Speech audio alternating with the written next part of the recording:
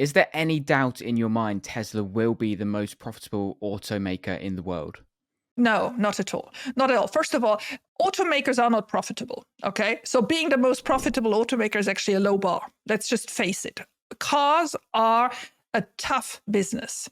And I've been thinking about that quite a lot of times. What in the world did Elon think 13, 14 years ago when he was going into the car business, right? Because if you think about capital allocation of the normal retail client, number one is your house. Well, there wasn't much he could do on houses. I mean, he had the solar project, but the house is really something that's very local, lots of legislation, depending highly on interest rate. So he didn't go for that. And then the second biggest investment of retail investors is the car, right? So by going after the car, he knew he will have an impact. There's no doubt about it. But he also knew he was going into the segment that had just about enough margin to survive. The car industry is an important industry to every country where cars are manufactured. And you can go to Spanish people, to German people, to French people, to whatever, any country that has car producers, which is not every country, by the way. There are lots of countries that don't have car producers, but any country that has car producers, they are very fond of their car industry. And you usually then have a local market of that brand. Becoming an international car brand is a completely different step. It takes a lot of money. It takes a lot of time. It takes a lot of wisdom. And then sometimes you also can just fall asleep. When we were in a period for long, at least a decade, where improvements in car were tiny. We were talking about cup holders being different from one model to the next, right? So I'm always laughing when I hear Apple announcing another iPhone color. We were in that segment. And there comes this tornado of Elon Musk and completely changes it and understands very, very early that not only will this become sustainable, but it has to become much more profitable. You have to make of your car something that is much more than just this thing on wheels that brings you from spot A to spot B. So by putting in place what he has now, insurance, superchargers, obviously the whole car fleet that on a snap of a finger can suddenly be self-driving once V12 is out and running and good enough for it. So by doing all that and building it all up over a decade, right, this whole puzzle is suddenly making sense. I mean, so it probably made sense to a lot of people much earlier than to me, but it makes sense. So does that mean I ever doubt the profitability of Tesla? No, because you have the other sectors that are just so solid. You have the energy sector, you have the bot sector that is just something completely enormous if you think about, how far this can go.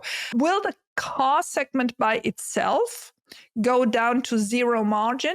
I don't think so, but I do also believe that Elon is crazy enough, if that is what it would take, that he would do it. Now, would that be very painful for shareholders for a while? It would, no doubt.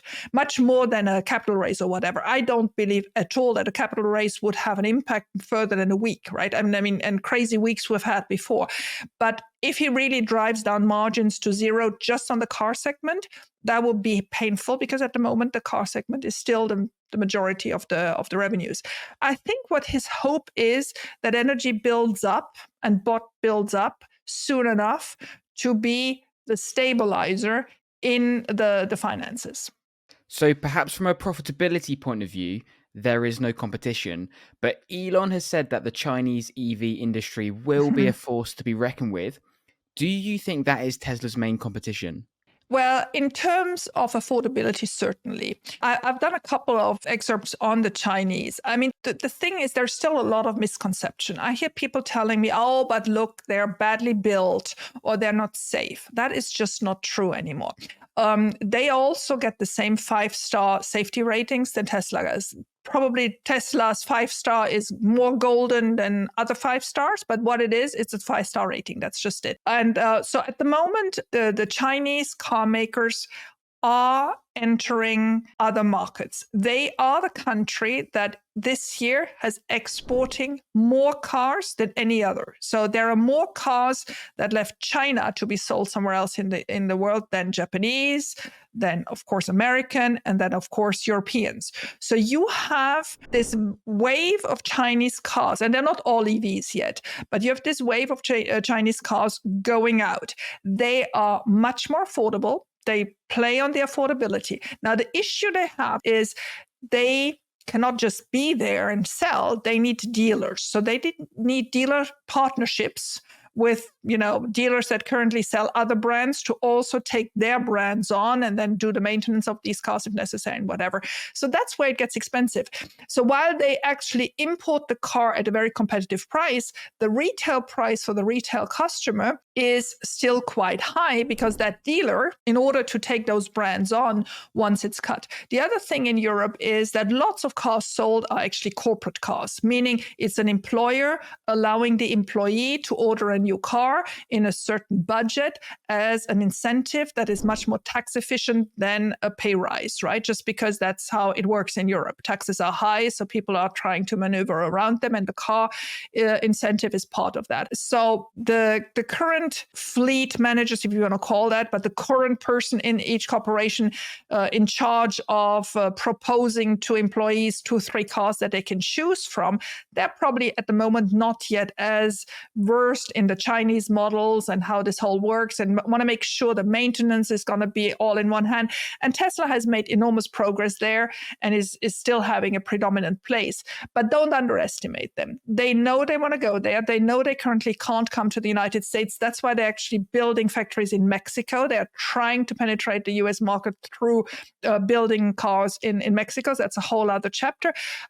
But again, I do believe Chinese cars are now a strong competitor. This is the third force of Asia. So we have Japanese, we have Korean, and now Chinese. And I do believe the Chinese are far ahead of the Japanese in terms of EVs. We have to keep an eye on all three. They all want to export there. We're all fighting for the same consumer. And China will come with the most affordable just because the price to produce in China is still the lowest of all these. How bad is it for legacy auto that China's coming online, increasing market saturation in such a critical moment for the auto industry as we move from ICE to EV? It is crazy bad, I can tell you. I mean, they are in a bad spot. And their hope is that they can keep the US consumer nostalgic about their big gas burners. That is their big hope. So that's what we will see over the next months and probably even short years. Them making their ICE cars, trucks, and all them a political statement, a pro-US statement. This is part of what is left, which is actually a sad statement, right? That's their main market. That's their main margin. They will shrink to that market because, while they can sell some of their trucks in Europe, there's not many markets where they can sell their trucks somewhere else. So they will shrink, and it makes me sad when I see the UAW so vindicative and enhancing the fall, right? Enhancing how quickly they will have to shrink, while they hope that with their politics, this actually preserves jobs. It's going to be exactly the opposite.